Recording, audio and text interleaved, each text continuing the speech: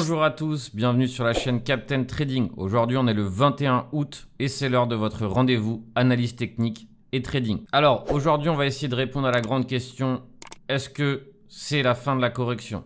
Est-ce que le marché va enfin reprendre? Alors évidemment, on va essayer d'analyser quelques données pour savoir si oui ou non c'est le cas. D'abord, comme d'habitude, on fait un point macro. Je vous rappelle que la macroéconomie nous donne énormément d'indications sur la suite et parfois même des signaux à l'avance. On observera qu'est-ce que nous raconte la dominance du BTC et l'Ethereum BTC. Et vous allez voir qu'il y a eu un gros shift extrêmement important à remarquer. On détaillera le BTC pour évidemment savoir si et comment se placer. On fera la même pour Ethereum. Et enfin, on verra un altcoin qui sera intéressant à analyser tout simplement parce qu'il était extrêmement haussier. Et pareil, on a fait face à un changement de structure.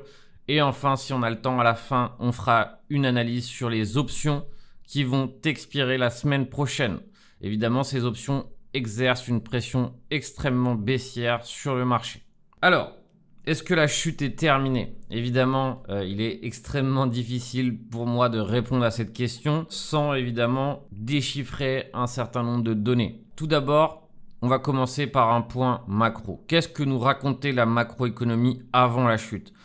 Pourquoi je dis ça? Parce qu'évidemment, si on retient ces éléments techniques, si on les note quelque part, par exemple, moi j'ai un cahier où je note un gros nombre d'informations pour savoir si un jour ces informations se répètent, que je sois au courant. Alors évidemment, plus j'étudie le marché, plus je me place sur ce marché, plus je traite ce marché, finalement il y a des informations qui me sont déjà appropriées et donc je sais instinctivement, ok, il y a ça qui a changé et donc évidemment il est préférable de faire attention. Alors malheureusement, je suis arrivé légèrement après la bataille, c'est-à-dire que je suis revenu de vacances et on va dire les premiers signaux de retournement avaient déjà bien démarré et donc je trouvais, ou en tout cas j'ai trouvé que me placer n'était pas extrêmement intéressant, en tout cas me placer short.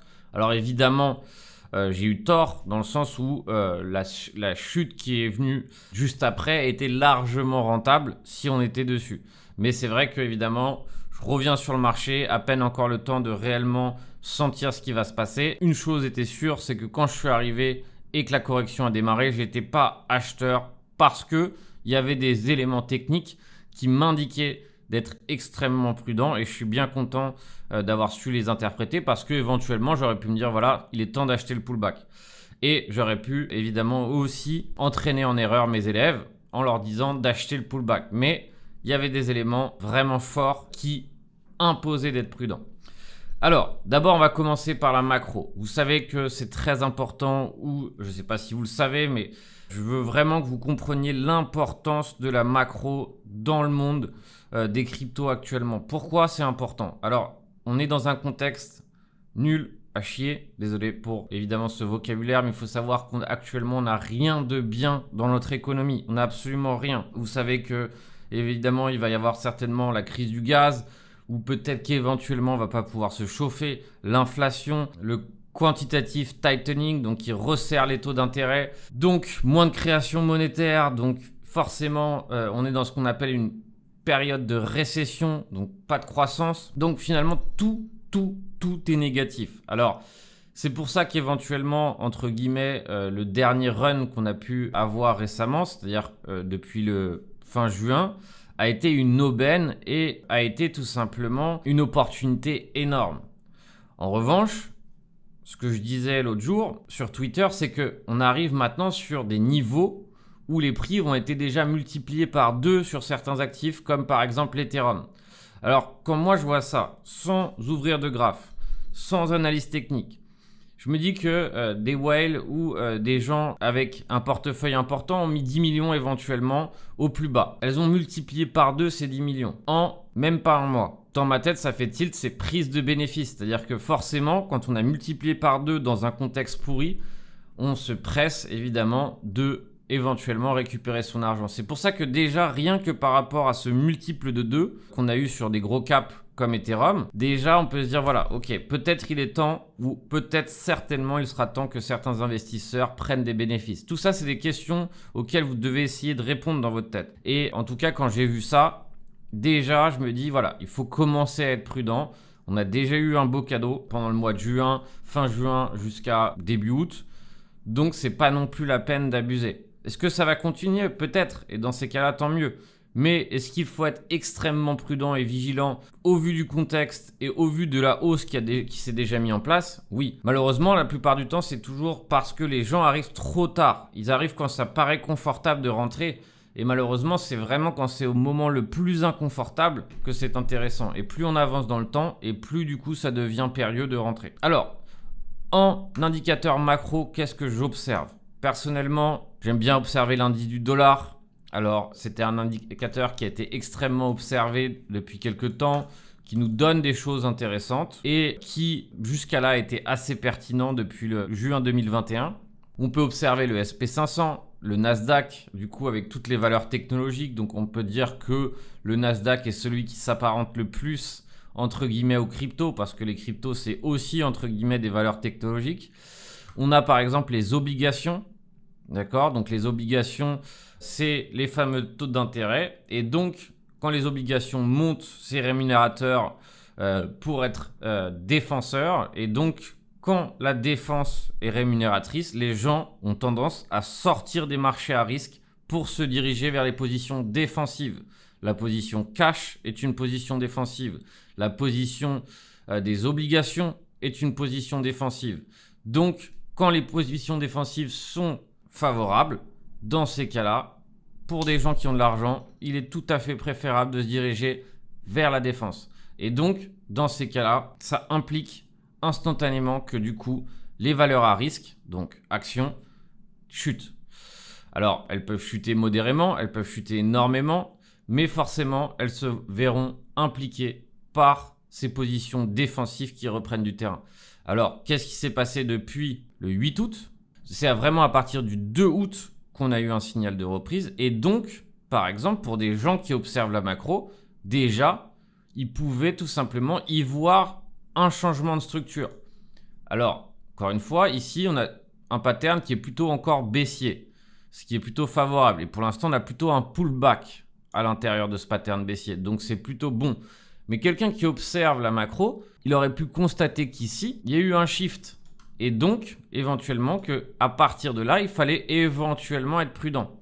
Et ce shift a été complètement en harmonie avec le dollar qui lui aussi a shifté. Donc, regardez ici le 2 août, premier creux, sommet et creux ici, quasi équivalent, voire en dessous, mais avec évidemment ici un retournement. Donc, en aucun cas, ça nous impliquait ou ça nous obligeait à appuyer sur le bouton vente, on shorte tout, c'est la fin. On aurait pu prévoir ce gros mouvement de malade. Non, personne réellement ne peut anticiper la puissance du mouvement qui va venir. Personne ne s'y attend, une majorité de personnes ne s'y attendent pas forcément. Mais en revanche, on remarque des signaux différentiels. On remarque des choses qui ont changé. Et nous, en tant que traders, en tant qu'investisseurs même, c'est à nous de remarquer ces changements et de les remarquer si possible évidemment avant que tout le monde les remarque. Et c'est ça qui fait la différence, c'est-à-dire que des gens qui observent le marché, des gens qui s'impliquent dans le marché savent que à certains moments il est préférable de faire attention. Et autre indice qui est aussi un indice qui est indispensable et je vous invite à le noter tout de suite sur vos cahiers, sur vos notes, c'est que généralement à partir du milieu du mois, il est préférable de faire attention. Pourquoi? Parce que les options expirent en fin de mois. Et donc, forcément, si on a par exemple un max pain qui est en dessous du prix de notre actif, il faut penser que le prix réagira certainement communément en direction du max pain. Donc, si tous ces éléments convergent, changement dans l'indice du dollar, changement sur les obligations, par exemple, on a vu les 10 ans. Changement sur, par exemple, les indices sur une résistance macro. Qu'est-ce que j'appelle une résistance macro? C'est tout simplement une résistance journalière, une résistance qui est là depuis longtemps. Tous ces éléments commencent à faire énormément d'indications techniques. Alors, encore une fois, j'étais pas placé. Pourquoi? Parce que j'étais en vacances. En revanche, je pense et je l'espère, parce que sinon, évidemment, j'aurais pas vu un nombre d'éléments techniques énorme plus on va voir après le pattern baissier qui s'est mis en place. Si j'avais pas vu, évidemment, j'aurais pu que m'en vouloir d'avoir été mauvais.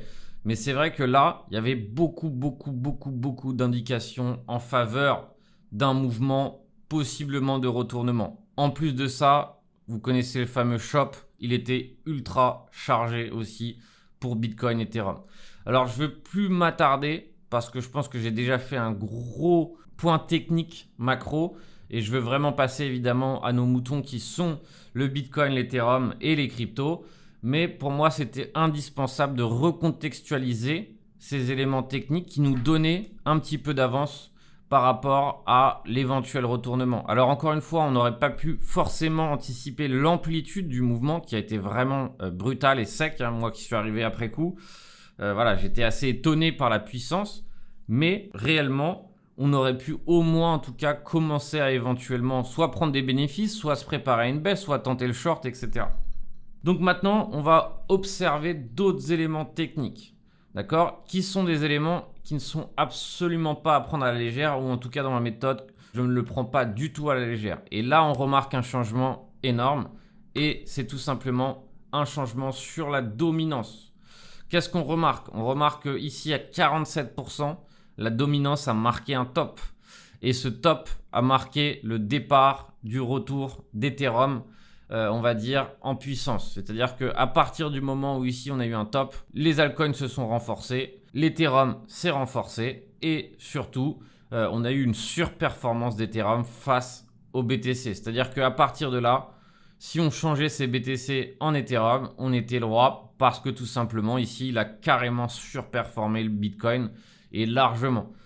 Et qu'est-ce qu'on remarque ici? On remarque qu'on est sur un support clé, d'accord, et qu'on est en train d'éventuellement de réintégrer ce support clé. Alors, il est encore un peu tôt pour le voir, d'accord, il est encore un peu tôt pour l'apprécier, mais on s'y trouve. Donc, alors, premier scénario, donc qui serait favorable pour Ethereum à court terme, c'est qu'on rebondit ici et qu'on continue de chuter. Et là, dans ces cas-là, pas de problème, on se rejoint sur le prochain support vers les 39%.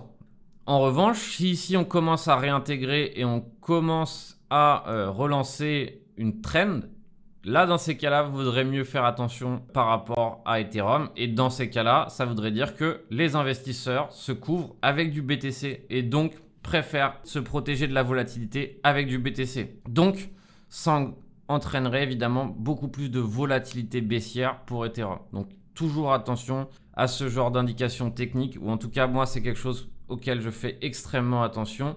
Et c'est des indicateurs techniques qui paraissent bêtes, qui paraissent que ça ne raconte pas grand-chose, mais détrompez-vous parce que, par exemple, ici, on avait une indication déjà dès le 11 juin, dès ce rejet, et j'en avais parlé dans mon analyse, je me rappelle très bien, qu'il y avait un éventuel départ de changement. Et là où ça allait extrêmement vite, c'est qu'une fois qu'on a dessiné le top, ici, ça allait ultra rapidement à la baisse et donc ultra rapidement, Ethereum a repris du terrain. Donc tout ça, c'est des éléments techniques à observer. Autre élément technique qui nous indique d'un coup d'œil qui est le plus fort, Ethereum ou Bitcoin, donc qui gagne la compétition dans la market cap, qui gagne le terrain. Et c'est tout simplement l'indicateur ETH-BTC qui nous permet tout simplement de savoir où nous sommes. Donc vous voyez qu'ici, j'ai rien changé, c'est quelque chose que j'ai depuis très longtemps, il n'y a pas de secret. Cette zone-là, pour moi, c'est une zone où je revends de l'Ethereum. Alors, je l'ai fait. D'accord? Alors, est-ce que ça veut dire que je suis plus haussier sur Ethereum? Ça veut dire que je ne veux plus trader Ethereum? Non, c'est tout simplement sur mon portfolio investissement qui est principalement composé d'Ethereum et de BTC. J'essaye tout simplement d'être le plus actif possible dans mon investissement. J'essaye tout simplement de faire en sorte de maximiser mon investissement.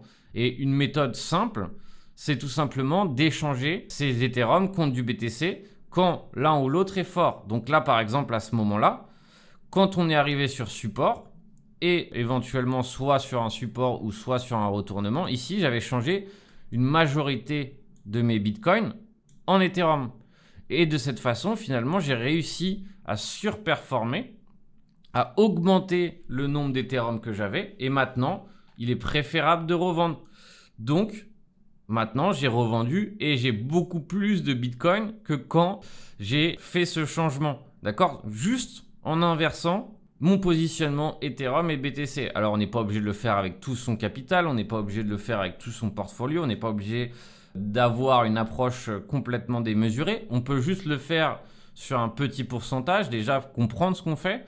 Mais derrière, vous voyez que ça peut être bénéfique. Et là, c'est vrai qu'on était sur cette zone de résistance. Alors, vous voyez que toute cette zone, pour moi, était une zone de résistance. Alors, forcément, ce n'est pas évident de vendre au point près le haut, etc. Donc, évidemment, on peut très bien se dire, voilà, dans ce petit rectangle, je me permets de changer. Donc, qu'est-ce qu'on remarque tout de suite à la vue du graphique? C'est ce retournement qui est en place. Alors, ce n'est pas confirmé.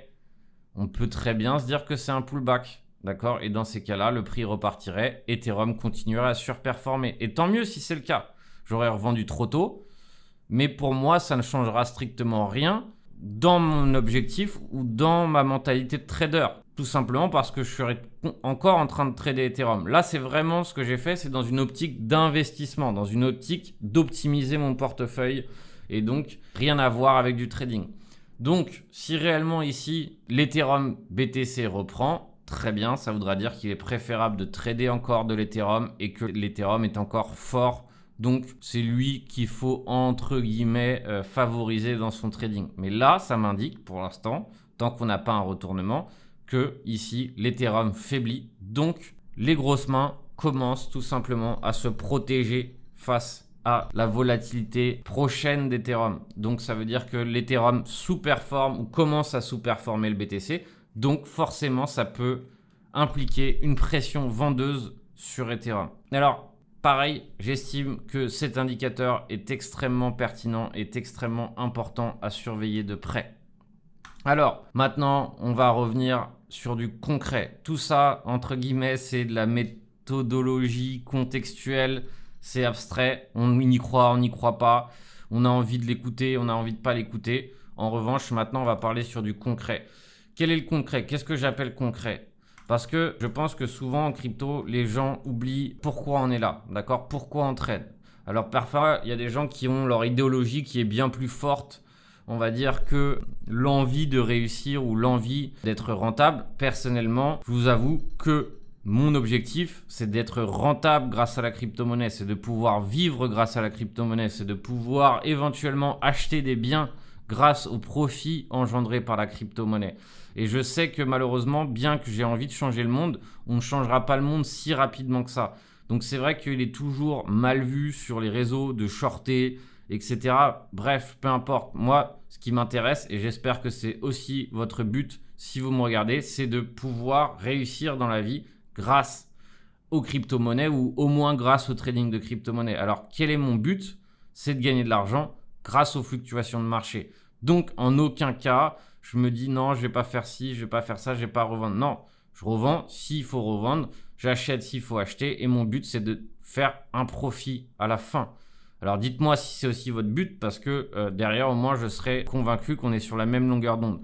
Donc, quand je parle crypto ou en général, sauf si je le dis, je parle trading. Et quel est mon but dans le trading? C'est tout simplement jouer avec tout ça, jouer avec la volatilité, engendrer un profit à la hausse, engendrer un profit à la baisse et profiter de la volatilité. Sans lendemain, sans me dire, voilà, machin, qu'est-ce qui va se passer dans 15 jours? Non, je profite des courbes. Et par exemple, on voit qu'actuellement, c'est un marché qui est favorable pour les traders. Si on n'est pas trader, on doit comprendre que c'est un jeu de patience. Et la patience finit généralement par rémunérer. Mais beaucoup de gens se disent investisseurs, mais regardent leur graphique tous les jours et se font du souci tous les jours. Malheureusement, il faut comprendre que l'investissement est un jeu de patience et justement, la majorité des gens ne sont pas patients. Donc, c'est pour ça que la majorité des gens ne réussissent pas en investissement. Donc, maintenant, revenons à nos moutons et on va essayer de voir ensemble si c'est le moment d'acheter, où est-ce que je veux acheter, etc. Alors, qu'est-ce qu'on remarque qui n'est pas forcément très joli? C'est tout simplement qu'actuellement, avec cet énorme mouvement baissier, on a retourné la structure sur le BTC. Alors, qu'est-ce qu'une structure? Tout simplement, c'est composé de plusieurs creux et de sommets. Donc, creux, sommet, creux, sommet, et retournement de structure. Donc c'est vraiment un retournement de structure sec. Est-ce que ça veut dire que c'est forcément la fin? Non, d'accord? Mais c'est la première indication violente d'un changement. Et donc, ça implique qu'il faut être pour l'instant prudent. On peut être acheteur tout simplement parce qu'on est sur un niveau technique intéressant. En revanche, il faut être évidemment prudent lorsqu'on est acheteur. D'accord? Mais maintenant, entre guillemets, si on veut parler de tendance, la tendance est devenue baissière après qu'elle était haussière pendant un petit temps. Donc, vous voyez ici que la succession des creux était haussière. Et là, on a le premier creux en dessous de celui-ci. Donc, techniquement, est-ce qu'on est sur un endroit intéressant? Moi, je dirais que oui. Est-ce qu'on est techniquement sur un endroit qui potentiellement peut nous donner une entrée intéressante sur le BTC? Je dirais que oui. Est-ce que cette entrée doit se prendre de façon à viser éventuellement les 29K? Personnellement, non. Je pense qu'on a une opportunité court terme, d'accord? Ou en tout cas, on a une opportunité qui pourrait être profitable sur le court terme, qui pourrait l'être aussi sur le moyen terme. Mais personnellement, en tant que trader, ou en tout cas dans ma méthode, je préfère tout simplement avoir juste, on va dire, d'un point A qui serait celui-ci à un point B, que de chercher à avoir juste pendant des semaines et attendre avec mon trade. Pourquoi je préfère être juste de là à là? Parce que derrière, je peux passer à autre chose. Comme ça, si à un moment donné, il y a un autre trade de là à là, je peux le prendre sereinement, sans me dire, voilà, je suis en train de faire une bêtise. Donc, personnellement, j'aime bien jouer sur les fluctuations court terme parce que j'estime qu'il est plus facile d'avoir raison sur un petit mouvement que d'avoir raison sur un énorme mouvement. Mais encore une fois, chacun sa méthode, chacun sa stratégie. Et donc, évidemment, je vous invite à faire ce que vous savez faire. Donc, si on prend du graphique, sans prendre des indicateurs pour le moment, qu'est-ce qu'on constate de façon assez rapide? C'est que actuellement, on se trouve sur un support clé. Pourquoi c'est un support clé? Tout simplement parce que ici, on a eu une clôture qui s'est faite ici.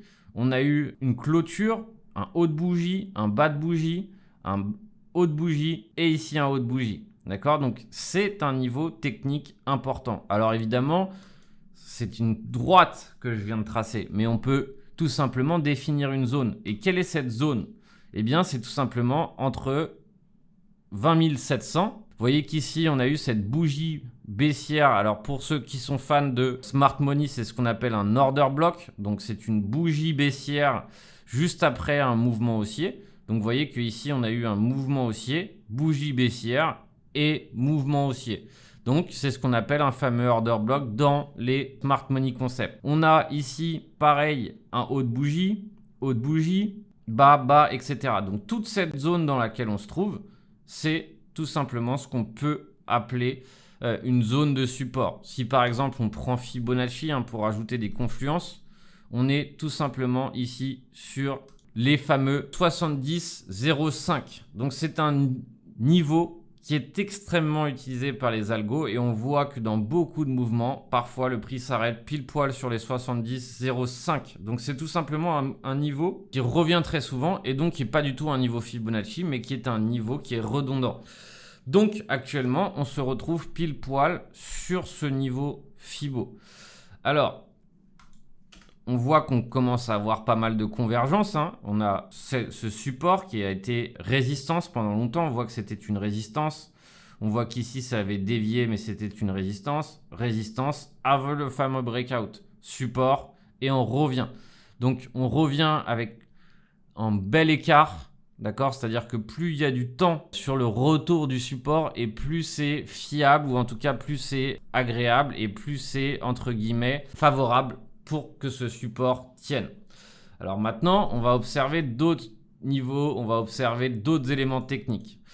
Alors, pour moi, entre guillemets, mon setup idéal, et je ne sais pas si on l'aura, mais pour moi, le setup idéal qui, pour moi, serait directement une entrée, c'est franchir et réintégrer. Si j'ai ça comme signal, j'hésiterai absolument pas à rentrer. D'accord? Pourquoi? Tout simplement parce que c'est ce qu'on appellerait une prise de liquidité et qu'une prise de liquidité sur un niveau technique aussi intéressant, pour moi, serait complètement favorable. Et donc, dans ces cas-là, j'aurai mon stop loss assez proche de mon point d'entrée et on va dire, entre guillemets, ma sortie vers le prochain niveau technique qui me semble le plus évident à savoir ici les 22 700. Et j'ai déjà un superbe trade avec un énorme ratio gain-perte. Ça, pour moi, ça serait mon entrée idéale. Est-ce que lundi, mardi, on l'aura? Peut-être, c'est encore un peu tôt. Est-ce que, par exemple, si le prix chute encore longtemps sans réellement réintégrer, j'aurais envie de prendre le trade? Non. N'oubliez pas que c'est un trade latent. C'est un trade où je demande d'avoir de l'information supplémentaire pour me placer. D'accord? Et donc, n'oubliez pas qu'il y a une énorme différence avec un trade latent et demander de l'information que se placer directement ici. Pourquoi? Parce que si on se place ici, qu'on n'a pas de stop loss ou alors qu'on a mis un stop loss, eh bien éventuellement on peut se retrouver à avoir le marché qui vient chercher notre stop loss et qui peut après repart. Et donc c'est ce qu'on veut éviter. D'accord? Donc actuellement, c'est les informations que je demande de voir, c'est ce qui va se passer sur cette extrémité. Autre élément technique qui pourrait me permettre de me placer, c'est que réellement ici, on est un éventuel W 4 heures. Sommet, creux, et donc là, un sommet au-dessus du précédent. Et donc là, éventuellement, je serais tenté de me placer sur un pullback. Donc, pas la peine de se presser. Il faut savoir que le marché est encore en phase d'éventuellement corriger, d'accord? On voit tout de même qu'on a attaqué de façon extrêmement violente l'open interest, hein. Ça veut dire qu'il y avait encore énormément de gens qui étaient en train d'acheter tout ça avec de l'argent emprunté. Et donc forcément, quand ça chute, eh bien, ça revient à quelque chose de violent. Donc, tout ça pour dire que je serais éventuellement intéressé de me placer, mais j'ai besoin d'avoir plus d'éléments techniques en ma faveur pour le faire. Donc pour moi, rappelez-vous le scénario idéal, franchir le creux et réintégrer. Ça déjà, c'est pour moi une information vitale. On peut rentrer, d'accord, mais si on rentre tout de suite, on rentre sous résistance et donc on rentre en ayant le risque de se prendre un rejet et donc de rapidement être en perte. Donc ça peut se faire. Encore une fois, personnellement, je ne le ferai pas. Ensuite, où est-ce que je peux chercher à me placer short? Éventuellement, s'il y a une réaction baissière sur les 21 600. Et enfin, évidemment, lorsqu'on va récupérer cette zone, lorsqu'on reviendra sur cette zone ici des 22 700 à 23 200, là, je rechercherai à nouveau des shorts tout simplement parce qu'ici, il doit y avoir un énorme paquet de gens piégés qui sont pressés de revendre rapidement leur position perdante.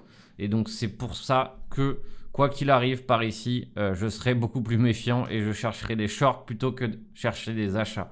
Encore une fois, si on franchit la zone allègrement, c'est une autre histoire. Alors, rapidement, un point sur Ethereum. Sinon, évidemment, cette vidéo devient extrêmement longue et devient presque un film. Mais je pense que ça fait longtemps que j'étais pas là. C'est important de recontextualiser. C'est important que je vous donne des éléments techniques importants pour que vous puissiez ajouter des informations supplémentaires dans votre apprentissage. Tout ça, c'est des choses que j'ai acquis avec le temps. Et il n'y a que le temps qui m'a permis de les comprendre, de les anticiper, de les utiliser dans mon trading. Et plus on les intègre, plus on s'en souvient et plus finalement on est capable nous-mêmes de voir ce genre d'indications. Et c'est mon but à travers ces minutes marché, à travers ces vidéos, à travers tous mes webinaires, à travers tout ce que j'enseigne, c'est que vous aussi, vous soyez capable de voir tous ces éléments techniques. Parce que mon but au final, c'est pas que vous passiez votre temps à m'écouter, mais plutôt que vous soyez capable d'être autonome et de vous-même de gagner de l'argent grâce aux fluctuations de marché. Donc, maintenant, on passe à Ethereum rapidement. Ethereum est étroitement dans la même situation que BTC, si ce n'est que lui, c'est un peu plus intéressant. Pourquoi? Parce que ici, j'ai bien ma prise de liquidité qui s'est faite. D'accord? On voit ici, du coup, la belle bougie ici qui termine par clôturer au-dessus du niveau. Donc, c'est ce que j'appelle un swing fail pattern. C'est une méthode qui est efficace, qui peut être efficace, surtout quand on est dans un niveau technique comme celui-ci. On prend Fibo, on est sur un niveau technique aussi Fibo. Donc, pile poil ici sur la moitié du mouvement. Donc, ce n'est pas un niveau Fibo, mais c'est un niveau de retracement de la moitié du mouvement haussier, ce qui est un niveau intéressant. Il y a l'énorme divergence ici, 4 heures, qui s'est mis en place avec ici, pour ceux qui connaissent un peu les divergences, on voit ici notre creux avec la clôture et notre creux ici avec la clôture. Et ici, on voit cette énorme divergence. Donc, elle est puissante. Est-ce que ça veut dire que ça y est, c'est bon, c'est le moment d'acheter? grâce à la divergence? Non. Mais tous ces éléments techniques nous offrent tout simplement un trade avec un ratio gain-perte intéressant qui peut éventuellement valoir la chandelle. D'accord? En revanche, est-ce qu'il est préférable de faire attention sur un trade contre-tendance? Oui. Tout simplement parce que les options vont expirer. D'accord? Dans quelques jours, le max pain pour Ethereum est à 1500. Donc, vous voyez que le max pain se trouve encore en dessous, au prochain support quasiment. Mais, entre guillemets, on peut tenter ce type de trade. D'accord? Où est-ce qu'il faut prendre ses profits? J'estime, ou à quel endroit ça peut être important de prendre ses profits. Déjà, rien qu'ici, ce niveau des 1650 va certainement servir ici de résistance. Beaucoup de gens étaient placés ici, entre 1660 et 1640. Donc déjà, si on vient chercher tout ça, c'est déjà un beau trade. Autre niveau important, 1730. D'accord? Donc, est-ce qu'à partir de là, est-ce que si on arrive à récupérer tous ces niveaux qu'on tient, on peut récupérer entre guillemets une dynamique? Peut-être. Mais il va falloir pas mal d'informations pour que ça soit le cas. D'accord? Donc, encore prudence. Oui, c'est un niveau intéressant si vous êtes dans l'optique de miser sur le long terme pour Ethereum, tout simplement parce que c'est plus intéressant qu'avoir acheté à 2000. Oui, c'est un niveau qui est techniquement intéressant pour acheter un pullback. Nous, on n'a aucune garantie de quoi que ce soit. Donc, mesurez le risque. Quand je prends un trade, je sais combien je suis prêt à perdre dessus. Et beaucoup de gens n'y pensent même pas. Ils se disent, ok, voilà, le mec a dit d'acheter, j'achète. Peu importe, je mets tout mon argent. Et donc, après, ils se retrouvent dans une situation où si le prix continue de chuter, le mec, il m'a dit d'acheter, j'ai perdu tout mon argent. C'est ça qui est extrêmement imprudent. C'est ça qui fait qu'il y a énormément de gens qui sont dégoûtés sur les réseaux sociaux, qui ne cherchent pas à construire, mais cherchent plutôt à détruire. Et c'est ça qui est dommage. Parce que finalement, si nous, on gère la partie qui est la partie risk management, eh bien, c'est comme ça qu'on construit un futur. On ne construit pas notre futur en misant tout son argent dans un pion, attendant et laisser tout simplement le marché décider de notre destin à notre place, mettre du levier, etc. Non, malheureusement, ça ne fonctionne pas comme ça. Ça peut fonctionner comme ça dans un contexte de bull run, qui n'est pas forcément les contextes les plus fréquents, mais ça ne fonctionne pas dans un contexte féroce d'un marché baissier. Pour l'instant, jusqu'à preuve du contraire, on est ce qu'on appelle dans un bear market rallye. Cette minute marché est maintenant terminée. Je vous rappelle que si vous souhaitez avoir ma prise de position complète pour cette semaine, je fais un point technique dans ma newsletter pro que j'envoie chaque lundi. Évidemment, tous les détails de cette newsletter pro peuvent se trouver sur mon site internet. Et donc ça, c'est un format que j'envoie tous les lundis depuis plus d'1 an. Donc évidemment, si les marchés vous intéressent, si comprendre une approche professionnelle vous intéresse, je ne peux que vous inviter à me rejoindre lundi prochain. En attendant, on se retrouve jusqu'au prochain live qui aura lieu lundi à 21h30 sur YouTube. Alors évidemment, gros rendez-vous de la semaine. On peut parler technique, on peut parler money management, on peut parler méthode et surtout on peut parler crypto-monnaie et profit. Je vous souhaite un excellent dimanche à tous. N'oubliez pas de faire une avalanche de likes et de follow si ces analyses vous plaisent. Bon trading à tous.